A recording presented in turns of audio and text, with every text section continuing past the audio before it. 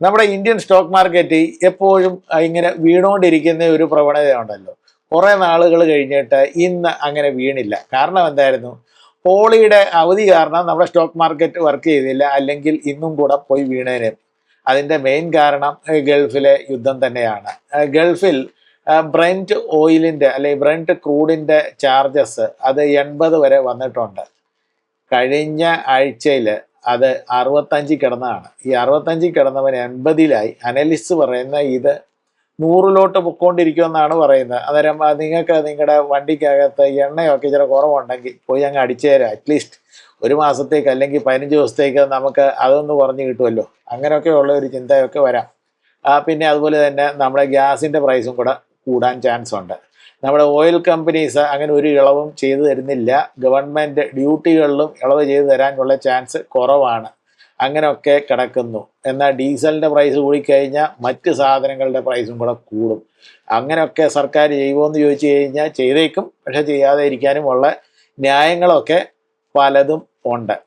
അപ്പോൾ നമുക്ക് ഗൾഫിൽ നടക്കുന്ന ചില പരിപാടികൾക്കകത്തോട്ട് നമ്മുടെ ശ്രദ്ധ തിരിച്ചു വിട്ടിട്ട് നമ്മുടെ പോക്കറ്റിനെ അതെങ്ങനെ ബാധിക്കും എന്നുള്ള കാര്യം കൂടെ ഒന്ന് അറിയണ്ടേ. So let's get into the show.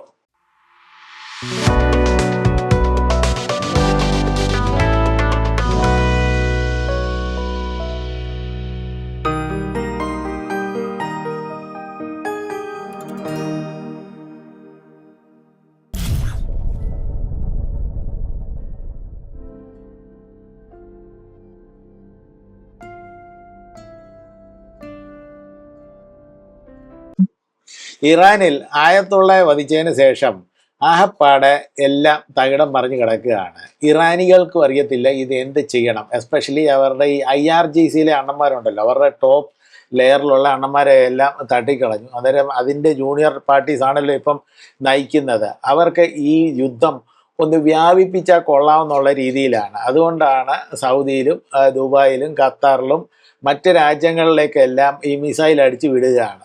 അന്നേരം അവരെങ്കിലും ഒന്ന് പ്രതിഷേധിച്ച് അമേരിക്ക ഒന്ന് പിടിച്ചു നിർത്താനുള്ള ചിന്തയിലായിരിക്കും അവർ ചെയ്യുന്നത്.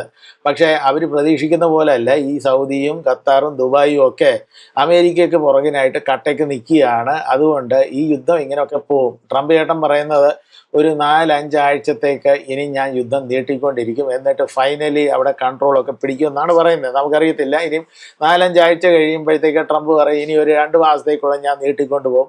ഇതിൻ്റെയൊക്കെ ഗതികേട് നമുക്കല്ലാതെ ഭവിക്കേണ്ട കാര്യമുള്ളൂ. അവർക്ക് സുഖമായിട്ട് ഇരുന്നിട്ട് ബോംബും പടക്കവും ഒക്കെ അടിച്ചു വിടുക, പല ജനങ്ങളെ കൊല്ലുക, ഇങ്ങനെയൊക്കെയുള്ള സംഭവങ്ങളൊക്കെ നടന്നുകൊണ്ടിരിക്കും. ഇപ്പം ഇറാൻ ലേറ്റസ്റ്റ് പറഞ്ഞിരിക്കുന്നത് ആ സ്ട്രെയിറ്റ് ഓഫ് ഹോർമൂസ് എന്ന് പറഞ്ഞൊരു സ്ഥലമുണ്ട്. നമ്മുടെ ഒമാനിനും ഇറാനിനും നടുക്കായിട്ട് പേർഷ്യൻ ഗൾഫിൽ നിന്ന് ഗൾഫ് ഓഫ് ഒമാനിലോട്ട് പോകുന്ന ഒരു പാസേജ്, അത് 32 കിലോമീറ്റേഴ്സ് വൈഡാണ്. അന്നേരം അത് ഞങ്ങൾ അവിടുന്ന് കപ്പലുകൾ പോയി കഴിഞ്ഞ് കഴിഞ്ഞാൽ ഞങ്ങൾ വെടിവെച്ചിടും, അല്ലെങ്കിൽ ഞങ്ങൾ ആ കപ്പലിനെ തകർക്കും, അങ്ങനെയൊക്കെയുള്ള ഭീതിപ്പെടുത്തുന്ന ആയിട്ടുള്ള ത്രെറ്റൻസ് ഒക്കെ കൊടുത്തിട്ടുണ്ട്. അന്നേരം ഒരു കപ്പലും കൂടെ അതുവഴി പോകത്തില്ല. പോയി കഴിഞ്ഞാൽ എന്തിനാണ് ഈ വെയിലിൽ കിടന്ന് എടുത്തത് നമ്മുടെ മേത്തോട്ട് കൊണ്ടിടേണ്ട കാര്യം. അതുകൊണ്ട് കപ്പലുകളെല്ലാം സൈഡിലോട്ട് മാറിയിരിക്കുകയാണ്. ഈവൻ ഇൻഷുറൻസ് കമ്പനീസ്, ലോയിഡ് എന്ന് പറഞ്ഞൊരു വലിയ ഇൻഷുറൻസ് കമ്പനിയാണ്, അവർ പോലും ഇപ്പം ഇൻഷുർ ചെയ്യുന്നില്ല അതുവഴി പാസിങ് ചെയ്യുന്ന കപ്പലുകൾക്ക്. ഇപ്പം അങ്ങനെയാണെങ്കിൽ ലോകത്തിൽ ഈ എണ്ണയൊക്കെ എങ്ങനെയാണ് പലയിടത്തുമൊക്കെ കൊണ്ടുപോകുന്നതെന്നുള്ള ഒരു ചിന്തയുണ്ട്.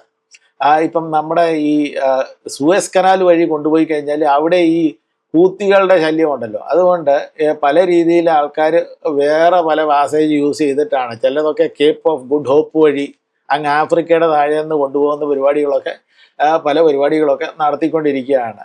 ഈവൻ യൂറോപ്യൻസിനാണ് ഏറ്റവും ഭയങ്കര അടി കിട്ടിയത്.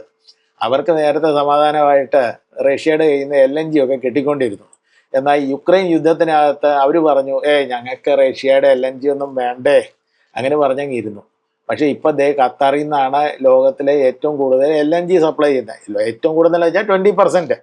ആ 20%ൻ്റെ പാസേജ് ഈ സ്ട്രെയിറ്റ് ഓഫ് ഹോർമൂസ് വഴിയാണ്. അന്നേരം അവിടുന്ന് കപ്പലുകൾ പോയില്ലെങ്കിൽ യൂറോപ്യൻസിന് എങ്ങനെയാണ് LNG കിട്ടുന്നത്?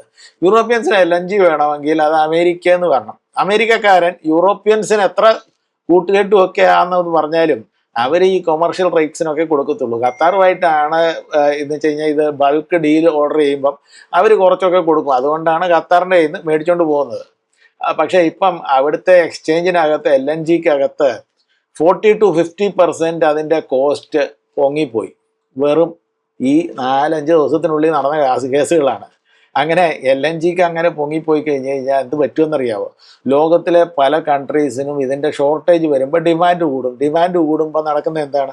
പ്രൈസ് റൈസ് ആകും. ഈ പ്രൈസ് റൈസിനകത്ത് ഇന്ത്യ ഉണ്ട്, ചൈനയുണ്ട്, സൗത്ത് കൊറിയ ഉണ്ട്, പാകിസ്ഥാനുണ്ട്. നമ്മുടെ രാജ്യങ്ങളിലൊന്നും ഈ എണ്ണ എന്ന് പറഞ്ഞ സാധനം ഇപ്പം ഇല്ലല്ലോ. അല്ലെങ്കിൽ LNG എന്ന് പറഞ്ഞാൽ നമുക്ക് മറ്റുള്ളവരുടെ കയ്യിൽ നിന്ന് വാങ്ങാനേ പറ്റത്തുള്ളൂ. ഇന്ത്യ പണ്ട് നമ്മുടെ റഷ്യയുടെ കയ്യിൽ നിന്ന് വാങ്ങിക്കൊണ്ടിരുന്ന ആ എണ്ണയൊക്കെ ട്രംപിൻ്റെ ഈ വെടിയുണ്ടയുടെ മുമ്പിൽ മോദിജി പറഞ്ഞു, ഞാൻ വാങ്ങുന്നില്ല. അങ്ങനെ മൗനമായിട്ടിരിക്കുകയാണ്. അന്നേരം ഫൈനലി ഇന്ത്യയിൽ കൂടെ ഭയങ്കര ഹൈ പ്രൈസ് കൊടുത്തിട്ട് മറ്റ് മാർക്കറ്റ്സിൽ നിന്ന് വാങ്ങേണ്ട ഒരു ഗതികേട് വന്നിട്ടുണ്ട്. ഇങ്ങനെയുള്ള ഒരു സിനാരിയോയിൽ ഇന്ത്യയിലെ ഓയിൽ പ്രൈസ് ഹൈക്ക് അല്ലെങ്കിൽ ഗ്യാസിൻ്റെ പ്രൈസിൻ്റെ ഹൈക്ക് എപ്പോൾ അനൗൺസ് ചെയ്യുമെന്ന് പൊതുവെ ഒരു ചോദ്യം വരാൻ ചാൻസ് ഉണ്ട്. അങ്ങനെ പറയുവാണെങ്കിൽ ഒരു 40-45 ദിവസത്തേക്കുള്ള ഇന്ത്യയുടെ കയ്യിൽ സ്റ്റോക്ക് ഉണ്ട് മുന്നോട്ട് പോകുവാനായിട്ട്. പക്ഷേ നമ്മൾ 45ാമത്തെ ദിവസം കഴിഞ്ഞിട്ടല്ല നമ്മൾ പ്ലാൻ ചെയ്യുന്നത്. അതൊരു 2 ആഴ്ച കഴിയുമ്പോഴേ പ്രൈസ് ഹൈക്ക് വരാനുള്ള പോസിബിലിറ്റി ഉണ്ട്. ഈ ഒരാഴ്ച പ്രൈസ് ഹൈക്ക് വരാനുള്ള പോസിബിലിറ്റി ഉണ്ടോ? ഇല്ല. അന്നേരം ഒരു 14 ദിവസം കഴിഞ്ഞിട്ട്, അന്നേരം തുടങ്ങിയത് എന്നാണ്? ശനിയാഴ്ചയാണ്. അന്നേരം ഈ വരുന്ന ശനിയാഴ്ചയല്ല, അത് കഴിഞ്ഞിട്ടുള്ള ശനിയാഴ്ച കഴിഞ്ഞിട്ട് തിങ്കളാഴ്ചയോ ചിലപ്പം ഒരു പ്രൈസ് ഹൈക്ക് വരാൻ ചാൻസ് ഉണ്ട്.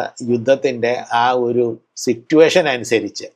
അല്ലെങ്കിൽ യുദ്ധമൊക്കെ ഒന്ന് ടോൺ ഡൗൺ ചെയ്യുവാണെങ്കിൽ പിന്നെ പ്രൈസ് ഹൈക്കൊക്കെ അങ്ങ് മാറ്റി വെക്കും. പ്രൈസ് ഹൈക്ക് നടന്നു കഴിഞ്ഞാൽ എത്ര നടക്കുമെന്നുള്ള കാര്യം അനലിസ്റ്റ് പറയുന്നത് 5 രൂപ തൊട്ട് 15 രൂപ പെർ ലിറ്റർ ആയിട്ട് വന്നിരിക്കും.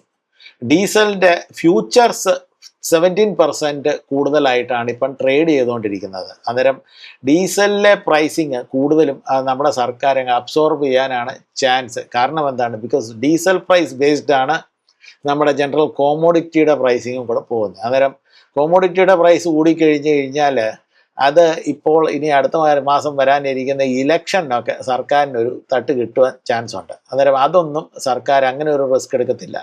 പക്ഷേ പെട്രോളിൻ്റെ പ്രൈസ് ചിലപ്പോഴൊന്ന് ഒരു 5 രൂപ ആയിട്ട് കൂട്ടി വന്നിരിക്കും. നമുക്ക് പക്ഷേ വരുന്നിടത്ത് വെച്ച് കാണാം. ബിക്കോസ് ഈ യുദ്ധത്തിൻ്റെ സിനാരിയോയിൽ വണ്ടി എങ്ങോട്ട് തിരിയുമെന്നുള്ള കാര്യത്തിനകത്ത് ആർക്കും പ്രഡിക്ഷൻ ചെയ്യാൻ പറ്റുന്നില്ലല്ലോ. അങ്ങനെ പോകുന്നു യുദ്ധവും പെട്രോളിൻ്റെയും ഗ്യാസിൻ്റെയും പ്രൈസിങ്. അത്രമാത്രമേ ഉള്ളൂ ഇന്നത്തെ വീഡിയോയ്ക്കകത്ത്. ഇറാനിലെ ജനങ്ങൾക്കും ഇസ്രായേലിലെ ജനങ്ങൾക്കും ലോകത്തിലെ എല്ലാ ജനങ്ങൾക്കും സമാധാനം നേർന്നുകൊണ്ട് ഈ വീഡിയോ അവസാനിപ്പിക്കുന്നു. വീഡിയോ ഇഷ്ടപ്പെട്ടിട്ടുണ്ടെങ്കിൽ ലൈക്ക് ചെയ്യുക, ഷെയർ ചെയ്യുക, സബ്സ്ക്രൈബ് ചെയ്യുക. സബ്സ്ക്രൈബ് ചെയ്യുമ്പോൾ ആ ബെൽ ഐക്കൺ ഒന്ന് അടിച്ചാട്ടോ. So till we meet again, piece.